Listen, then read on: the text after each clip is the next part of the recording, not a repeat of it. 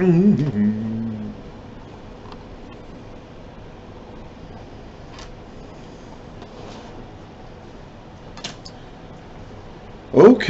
haven't gotten around to this in several days. Of course, by the time I post this video, it's not like anybody will know, but still.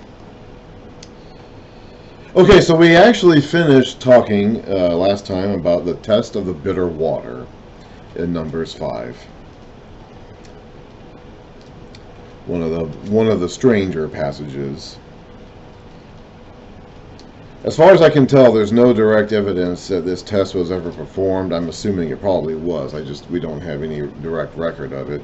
It does have overlaps with the story in John 8 about the woman caught in adultery who was brought before Jesus, and him writing down in the dirt. Yeah, as the priest was supposed to write the curses on some, and then wipe them off into the water somehow or whatever.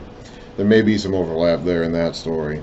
At any rate, we're moving on from that. Now we're going to be talking about vows, and in particular, something called the Nazirite vow. The Lord said to Moses,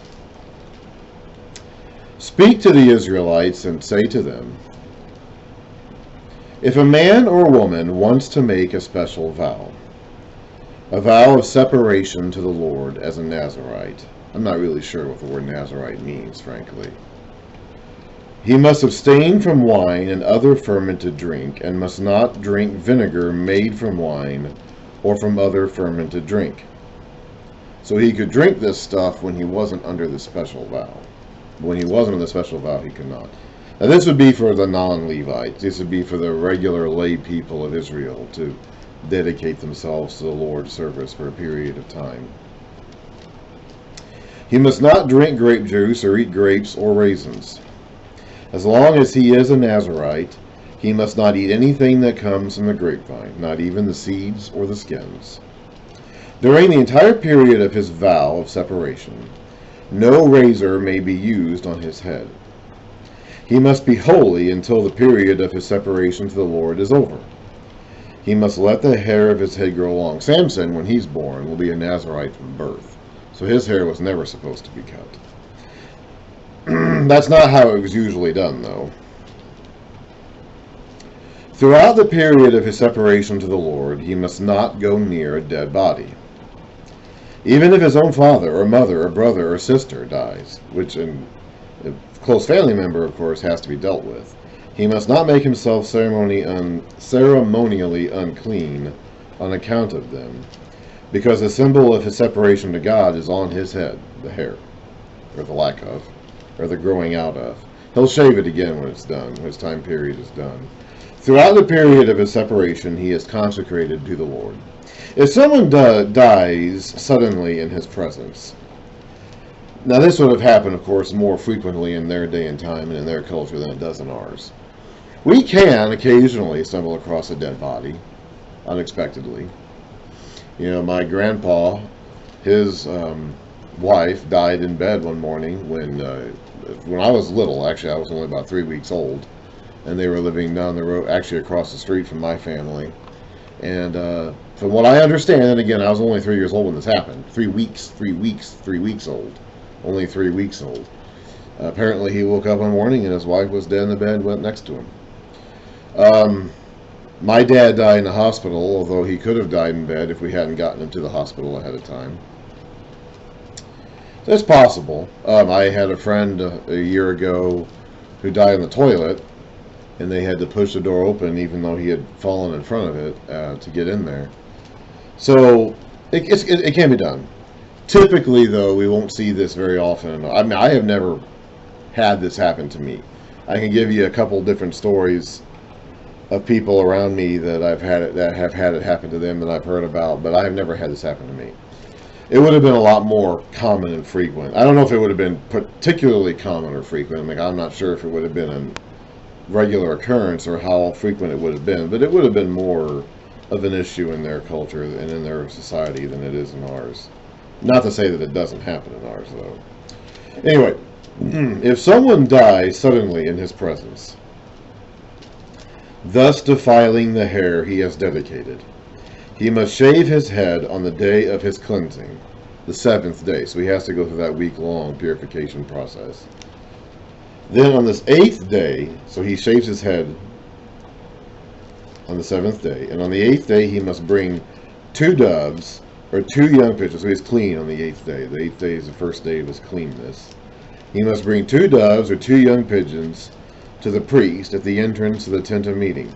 The priest is to offer one as a sin offering, and the other as a burnt offering, to make atonement for him because he sinned by being in the presence of the dead body.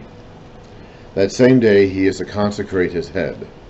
He must dedicate himself to the Lord for the period of his separation, and must bring a year-old male lamb as a guilt offering. The previous days do not count, because he became defiled during his separation. So he has to start over again from the beginning. Now this is the law for the Nazirite when the period of his separation is over. He is to be brought to the entrance of the tent of meeting. There he is to present his offerings to the Lord: a year-old male lamb without defect for a burnt offering, a year-old ewe lamb without defect for a sin offering, a ram without defect for a fellowship offering, together with their grain offerings and drink offerings, and a basket of bread made without yeast, cakes made of fine flour mixed with oil, and wafers spread with oil. The priest is to present them before the Lord and make the sin offering and the burnt offering. He is to present a basket of unleavened bread, and is to sacrifice the ram as a fellowship offering to the Lord, together with its grain offering and drink offering. Then, at the entrance to the tent of meeting, the Nazirite must shave off the hair that he dedicated. So during the time of his dedication, he was not to shave his head. And then at the end of this period, he was to shave it all off. I'm assuming this applied to females too, because women could take the vow.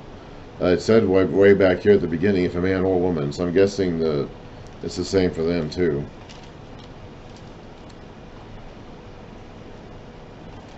He is to take the hair and put it in the fire that is under the sacrifice of the fellowship offering.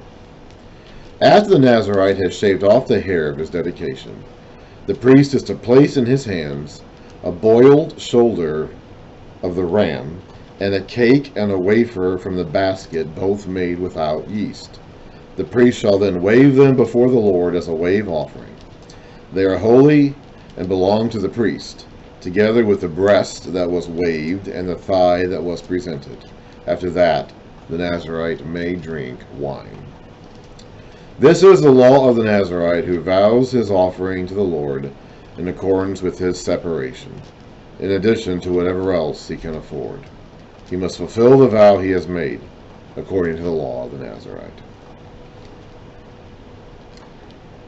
The Lord said to Moses, "Tell Aaron and his sons, this is how you are to bless the Israelites. Say to them, the Lord bless you and keep you. The Lord make his face shine upon you and be gracious to you.